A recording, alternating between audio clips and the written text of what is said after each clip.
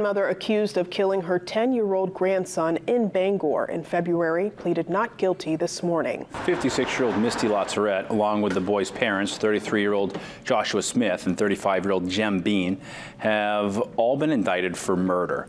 Court documents reveal 10-year-old Braxton Smith was taken to the emergency room on the morning of February 18th by Bean and Latourette.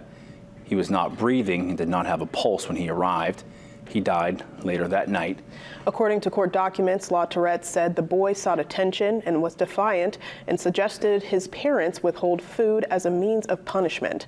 Police say they also recovered zip ties from their home used to restrain the boy. All three are still behind bars, held on a $300,000 bail each.